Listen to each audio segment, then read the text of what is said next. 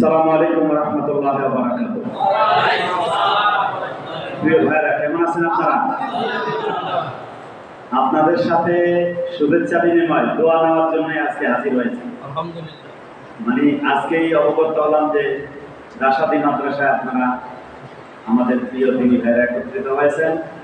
আপনাদের সাথে সাক্ষাৎ শুভেচ্ছা বিনিময়ের জন্য আল্লাহ তাআলা এখানে আমার তৌফিক দিয়েছেন, আসার তৌফিক দিয়েছেন। এই জন্য মনিবের দরবারে শুকরিয়া আদায় করি। আলহামদুলিল্লাহ। বিসমিল্লাহির রহমানির রহিম। আলহামদুলিল্লাহি রাব্বিল আলামিন ওয়াল আকিবাতু লিল মুত্তাকিন ওয়াস সালাতু ওয়াস সালামু আলা সাইয়্যিদিল মুরসালিন ওয়া আলা আলিহি ওয়া সাহবিহি আজমাইন। শহীদ কাফেলা বাংলাদেশ জামাতে ইসলামী কল্যাণপুর ইউনিয়নের উদ্যোগে আয়োজিত আজকের এই পবিত্র ঈদ পুনর্মিলনী অনুষ্ঠানে সম্মানিত সভাপতি, ইউনিয়নের নেতৃবৃন্দ এবং আমাদের মাঝে উপস্থিত আছেন আজকের অনুষ্ঠানের বিশেষ অতিথি উপজেলা জামাতের সম্মানিত আমির ডক্টর আলমদ্দিন, ইসলামপুর গাছতলা মাদ্রাসার সম্মানিত সরকারি অধ্যাপক জনাব মাওলানা আফসারউদ্দিন মিয়াজি সহ স্থানীয় এবং প্রবাসী ভাইয়েরা, সকলকে আমার পক্ষ থেকে ঈদ শুভেচ্ছা, ঈদ মোবারক। আপনারা কষ্ট করে হাজির হয়েছেন এই ভোর দুপুরে, আপনাদের অনেক কাজ রেখে সবাই দাওয়াত পেলে হয়তো আরো বেশি উপস্থিত হতো। অল্প সময়ের আয়োজনে ঈদ অনুষ্ঠান করা একটু কঠিনই হয়। ঈদ অনুষ্ঠানের 3 তারিখ ঘোষণা কমপক্ষে ঈদের 1 সপ্তাহ 15 দিন আগে, তাই স্থানীয় এবং বাইরে যারা আছে সকলে অংশগ্রহণ করতে পারে। সামনে ইনশাআল্লাহ সবাইকে সম্পৃক্ত করে আমরা আয়োজন করব নাকি? আল্লাহ তাআলা আমাদের তৌফিক দান করুন। আমরা আজকে একটা সুন্দর পরিবেশে বসছি। এরকম পরিবেশে গত 17 বছর বসতে পারিনি আমরা। বসছেন? আমরা একটা ঈদ উদযাপন করলাম, খোলা মাঠে নামাজ পড়লাম, কোলাকুলি করলাম, বক্তৃতা দিলাম, খুতবা দিলাম। আলহামদুলিল্লাহ, গত 17 বছরে এইভাবে ঈদগাহে বক্তৃতা দেওয়া, হাজির হওয়া, কোলাকুলি দেওয়া অনেক কঠিন ছিল, তাই না?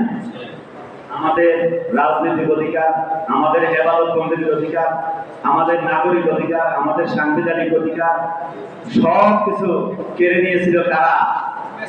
বেশিরভাগ জালিম সরকার, যারা বিনা ভোটের সরকার, নিষেধাজ্ঞের সরকার, ভোটারবিহীন সরকার, যাদের আমলে 54 জন বিনা ভোটে এমপি ফাঁসিয়ে দেয়, অটো ফাঁসিয়ে দেয়। আল্লাহ তাআলা দেখেন সেরকম অবস্থা থেকে আমাদেরকে উদ্ধার করেছে, তাই না? আগে ইফতার মাহফিল আমরা করতে পারতাম না ঠিক মতো। ইফতার মাহফিল ভালো হয়েছে নাকি? প্রত্যেকটা ওয়ার্ডে ইফতার মাহফিল হয়েছে। আপনাদের এখানে মনে হয় কম হয়েছে কিছু না? কটা হয়েছে? না, পাঁচটা হয়ে গেছে অলরেডি। আগে একটা করাও কঠিন ছিল। যাই হোক, আর অন্যান্য ইউনিয়নে তো 9টা হয়েছে, কোথায় আরো বেশিও হয়েছে আলহামদুলিল্লাহ। এই যে একটা ঈদ গেল, একটা রমজান গেল, এই রমজান মনে হয় বিদ্যুৎ এত ঘন মনে গেছে, নামাজ পড়তে পারেন না আপনারা নাকি? তাও পারছেন। তার সময় বিদ্যুৎ নেয়, সময় বিদ্যুৎ নেয়। আর পেঁয়াজ তো ওই যে 200 টাকা কেজি ছিল নাকি? ও 5 কেজি 120 টাকা কেজি। আর কাঁচামরিচ 200 টাকা কেজি নাকি? কত? 50 টাকা 60 টাকা কেজি। আলু আজকেও আমি 1 কেজি কিনছি 20 টাকা দিয়ে, আজকে 1 কেজি কিনছি। টমেটো 15 টাকা, আরো কম ছিল রমজান। তো আলহামদুলিল্লাহ জিনিসপত্রের দামও কিছুটা সহনীয় ছিল, ইনশাআল্লাহ। তো দেশে তো এখন কোরআনের শাসন প্রতিষ্ঠা হয়েছে নি? হয় নাই তো কোরআনের শাসন হয় নাই, শুধুমাত্র অল্প একটু রিফর্ম হয়েছে, সিন্ডিকেট একটু ভেঙে দেওয়ার চেষ্টা করা হয়েছে। মানে যারা ব্যবসাকে নিয়ন্ত্রণ করতো, হাজার হাজার টনে মোট দেখছি বিগত 10 বছরে এই গোডাউনে পেঁয়াজ গোবর হয়ে গেছে নি?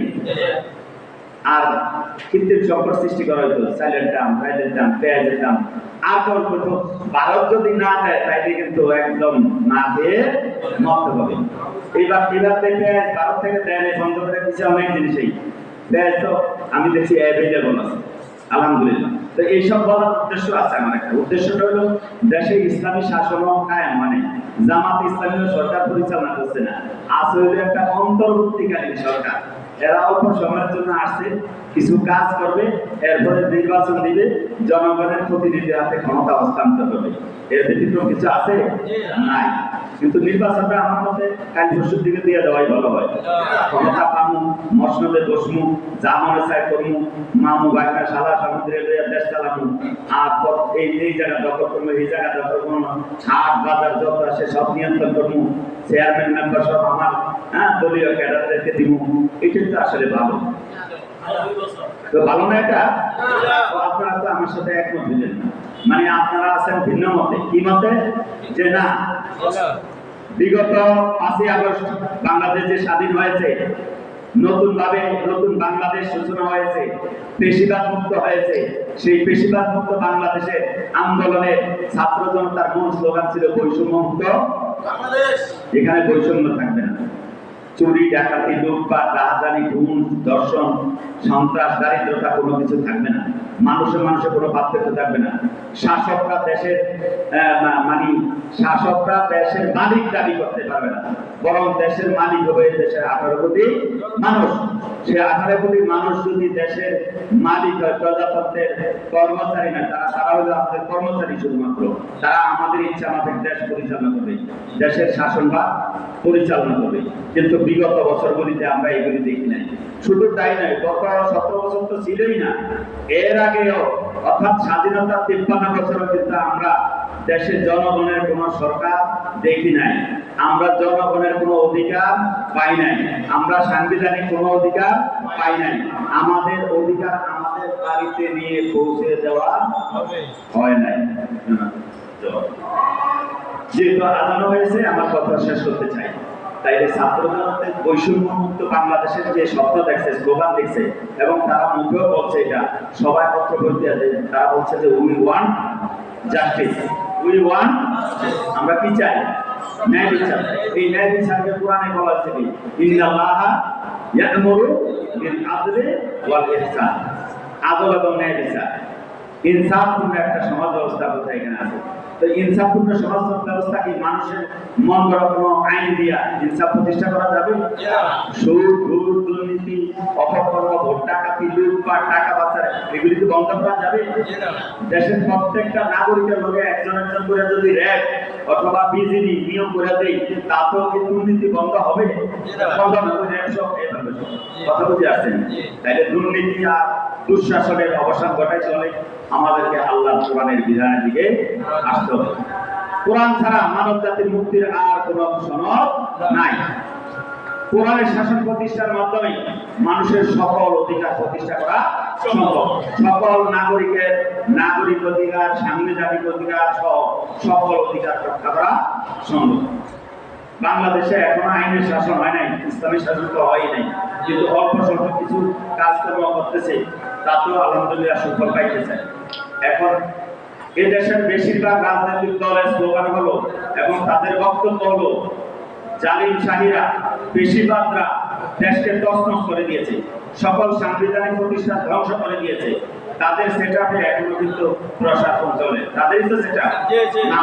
আপনি বসেন আসমান তলে আনছেন নাকি? আনেন নাই। তাই আমার বক্তব্য হলো দেশের এই সমস্ত সেক্টর থেকে যত জঞ্জাল আছে, যত মানে কি বলা হয় গেলে অখাদ্য কুখাদ্য আবর্জনা আছে, এগুলি দূর করতে হবে কিনা?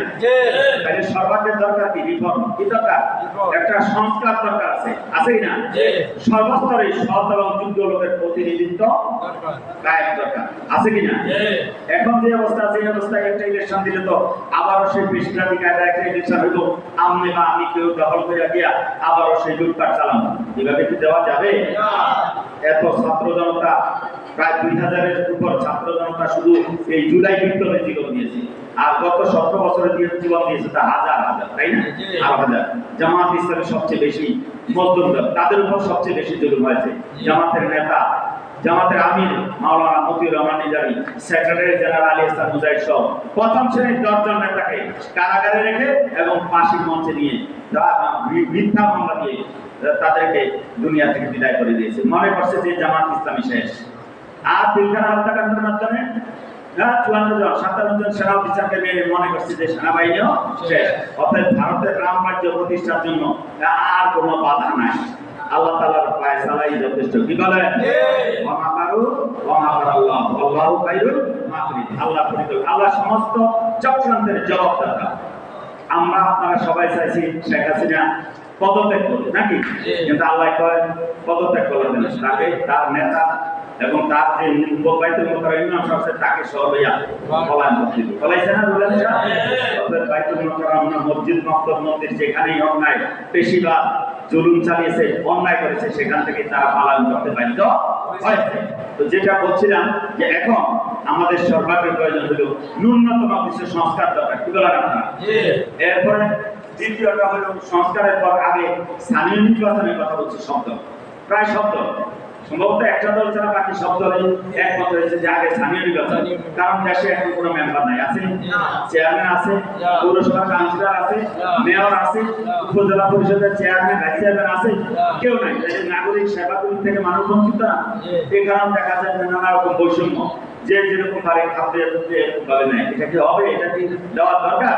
দরকার না, এরকম হইতে দেওয়া যায় না। তাহলে কি করতে হবে?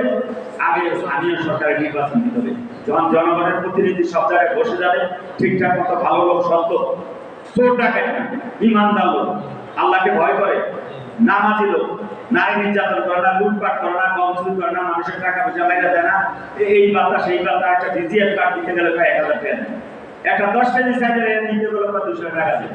ও আপনাদের এখানে এরকম হয় নাই? একটা প্রতিবন্ধী কার্ড, বিধবা ভাতা, বয়স্ক ভাতা, হ্যাঁ, মাতৃকালীন ভাতা, জেলে কার্ড, চাষি কার্ড, কৃষি কার্ড, যা বলে শুধু টাকা টাকা। টাকার বস্তা এক একজনকে গ্রেফতার করলে জালিমের লোকদেরকে এক একজনের বাড়ি থেকে, একটা পার্টি নেতার বাড়ি থেকে বস্তা বস্তায় টাকা পাওয়া যায়। বলছে হাসিনা সেই সরিয়াসের প্রধানমন্ত্রী বলে আমার নিয়ম 400 কোটি টাকা মানে কত? আমরা এর আগে 400 কোটি টাকা মানে আমরা এখানে ধনী ধনী চাকরিজীবী, চাকরিভুক্ত চাকরি অনেকে আছে, কিন্তু আপনাদেরও তো এত টাকা নেই। একটা পিয়ন, চা পোষা পিয়ন, তারও 400 কোটি টাকা মানে। তাহলে একটা পিয়নও যদি এই পরিমাণ লুটপাট করে থাকে, তাহলে সরিয়াসের প্রধানমন্ত্রী আর টক্টবট তারা কত হাজারো কোটি টাকা দেশকে তলাবিহীন দুর্নীতিতে পরিণত, সমস্ত ব্যাংক বিমাকে শূন্য করে দিয়েছে। ব্যাংকে আপনার টাকা আছে, চেক দিয়েছেন, কিন্তু চেক দিলে টাকা পাস হয় না। এটা মনে হয় ভুল বলছি নাকি? সঠিক? তো দেখছেন কি বলছে, কি করে দিয়েছে। তাহলে এই অবস্থা থেকে উদ্ধার হওয়ার জন্য দেশে একটু সংস্কার দরকার আছে, আছে কিনা? এরপরে জাতীয় নির্বাচন দেন। মানুষ চিন্তা করো, এইভাবে রেডিও কি আমরা কি আবার বেশিরভাগের দিকে যাব? আমরা কি আবার লুটপাটের দিকে যাব? আবার অন্যায়কারীর দিকে যাব? সন্ত্রাস চাঁদাবাজের দিকে যাব? না আল্লাহ কোনো ভালো লোককে, ভালো লোক আমি বলি না যে আমার দলে 100% ভালো হাত নেই, সে অন্য দলের ভিতরে যদি সৎ লোক থাকে, ইমানদার থাকে, আল্লাহ লোক থাকে, আল্লাহকে ভয় করে আমার রক্ষা করবে না, কেন মাতি না, লুটপাটকারী না, তাকে দেওয়া যাবে না, অসুবিধা কি? তবে উৎকৃষ্ট হলো আমরা আল্লাহ প্রতিনিধি, আমাদের দায়িত্ব হলো আল্লাহর এখানে আল্লাহ দিন প্রতিষ্ঠা করা, কোরআনের শাসন প্রতিষ্ঠা করা। অতএব যারা কোরআনের শাসন প্রতিষ্ঠা করতে চায় তাদেরকে আগামী নির্বাচনে স্থানীয় জাতীয় সংবিধানে ভোট দিতে চায়। কি বলা পাবো? কয়েকজন জীবনে আমাদের উপর দায়িত্ব বেড়ে গেল না? এখন আমরা সমস্ত আত্মীয় স্বজন, প্রতিবেশী, বন্ধু বান্ধব, হাটে বাজারে, শিক্ষা প্রতিষ্ঠানে যেখানে যাব সেখানেই ভালো লোকদেরকে, সৎ লোকদেরকে, নামাজি লোকদেরকে ভোট দেওয়ার জন্য আমরা বলবো। পারবো না ইনশাআল্লাহ? গ্রামে গঞ্জে মানুষকে দাওয়াত পৌঁছে দিতে হবে যে জামাত ইসলামের পক্ষ থেকে আলহামদুলিল্লাহ দেশ পরিচালনা করার মতো, ইউনিয়ন পরিষদের মেম্বার থেকে শুরু করে রাষ্ট্রপতি হওয়ার মতো যোগ্য লোক তৈরি হয়েছে আলহামদুলিল্লাহ, যারা দুর্নীতিমুক্ত প্রশাসন পরিচালনা করবে। বাংলাদেশ থেকে দুর্নীতি চিরতরে বিদায় করবে। জামাত ইসলামী আজকে জাতির সামনে বদ্ধপরিকর, শপথবদ্ধ এই জন্য যে আমরা লুটপাট করবো না, দুর্নীতি করবো না এবং চাঁদাবাজি করবো না, কাউকে করতে দেব না। রাজি আছি ইনশাআল্লাহ? আলহামদুলিল্লাহ। শেষ কথা আমার, শেষ কথা হলো ভাইয়ের আমার, দেশে আগামী নির্বাচনে যদি আমরা ভুল করি অথবা এই জাতি ভুল করে, তাহলে জাতিকে কিন্তু বিগত 17 সালে আয়নাগর আর গুম আর ফাঁসির মঞ্চ দেখা অনেকেই তো গর্তের ভিতরে লুকাইতে হয়েছে নাকি? অনেকে দেশ ছাড়ছে, হিজরত করছে। তাহলে এর পরিণতি হবে আরো ভয়াবহ। এখনো বেশিরভাগের লোকেরা কিন্তু বিভিন্ন মাধ্যমে আপনার আমার সাথে আত্মীয়তা ও সেই একসাথে ব্যবসা করি, সিন্ডিকেট করি, বাণিজ্য করি, পরিবহন নামাইছি, লঞ্চ চালাইছি, বাস চালাইছি, এই সেই বইয়া খবর ঢুকার চেষ্টা করছে। আর কেউ কেউ কুচিতলে লেয়ার আছে, আবার কেউ টাকায় অসুবিধা নাই, আমার টাকার বস্তা দেন, আমি আপনাদের রক্ষা করুন, অথবা আপনাদের ঘর ভার করিয়া দিন, অথবা আমার বাড়িতে আশ্রয়গ্রস্ত থাকেন। এরকম আমলারাও আছে, নেতারাও আছে। নাই মনে হয় দেশের এগুলি কিভাবে আপনারা দেখবেন? এগুলি কি প্রতিরোধ করবেন না? সেখানে কোনো বেশিবাদের কোনো অস্তিত্ব পাবেন, গন্ধ পাবেন, সেখানে রুখে দাঁড়াবেন জনগণকে সাথে নিয়ে পাবেন ইনশাআল্লাহ। বেশিরভাগ বিদায় হয়েছে জীবনের জন্য। বাংলাদেশের নারীদের তাদের স্থান হবে না, তাদের আগে বিচার হবে, তারা তাদের ট্রাইব্যুনালে বিচার হবে। বিচার স্টার্ট হয়ে গেছে, না? ইতিমধ্যে ধরাধরি শুরু হয়েছে, ট্রাইব্যুনালে হাজিরা দিতেছে। এখন প্রক্রিয়াগতভাবে সাক্ষী প্রমাণ দিয়া সব প্রমাণিত হবে এবং ওই তাদের বানানো ট্রাইব্যুনালে তাদের ফাঁসি রায় কার্যকর। এবং আমরা বলবো ফাঁসি রায়গুলি অন্ধকার প্রকোষ্ঠে হবে না, ফাঁসি রায়গুলি দিতে হবে বড় বড় ঈদগাহে, মসজিদ, মাদ্রাসা, হাট বাজার, এখানে জাতির গোটা জাতি যেন বুঝতে পারে, এই জাতি যারা নেতৃত্ব দিচ্ছে, যারা সরকার পরিচালনা করতে চায়, তারা যেন বুঝে আমাদের পরিণতি অন্যায় করলে এরকম হবে। সম্মানিত বন্ধুরা, ঈদ গুলোর অনুষ্ঠানে এর থেকে আর বেশি কিছু বলতে চাই না। হাসি খুশি ভাবে কোলাকুলি করে সবাই বিদায় হবেন এই প্রত্যাশা করছি। এবং এই ঈদ হলো মূলত সংগ্রাম সাধনারই। এই ঈদটা অর্জন করতে অনেক ছাত্র জনতা, অনেক নেতৃবৃন্দকে জীবন দিতে হয়েছে আজকের এই ঈদের খুশি মানে ভোগ করার জন্য। কাজেই এই ছাত্র জনতার আন্দোলন, তাদের শাহাদাত, তাদের সমস্ত ত্যাগ কোরবানিকে আমরা ধরে রাখতে হবে। শহীদদের রক্তে আমরা এখনো বুকে ধারণ করি। প্রত্যেকটা শহীদের বিষয়ে জামাত ইসলামের নেতৃবৃন্দ সচ্চা, চাঁদপুরও যারা শহীদ হয়েছে আমরা গিয়েছি। আমাদের আমির জামাত হচ্ছে এবারে ঈদ হবে শহীদ পরিবারের সাথে, শহীদ পরিবারের সাথে। অতএব জামাত ইসলামের আমির, এই আজকেও পত্রিকা দেখলাম, তিনি এক আমির একজন 32 জন শহীদের পরিবারের সাথে এই ঈদের দিন, ঈদের পর দিন তিনি সাক্ষাৎ করেছেন। তিনি এতে কাপে ছিলেন, এতে কাপ থেকে উঠেই আগে চার দেখা হয়েছে এতে কাপ শেষ নাকি, এবার উঠেই ফোন দিয়েছেন আমি প্রথম যাব শহীদ মুক্তির বাসায়, সেখানে চলে গেছে। জামাত ইসলামী শহীদদের এই রক্ত পিচ্ছিল পথকে ধারণ করে এবং এই পিচ্ছিল পথ দিয়ে একটা মানবিক বাংলাদেশ, একটা উন্নত বাংলাদেশ, একটা সমৃদ্ধ বাংলাদেশ গঠনের জন্য জান প্রাণ চেষ্টা করছে। এই লড়াই আপনাদেরকে জান প্রাণ দিয়ে ঝাঁপিয়ে পড়া আপনাদের আমার কথা শেষ করছি। সবাইকে ঈদ মোবারক। আসসালামু আলাইকুম।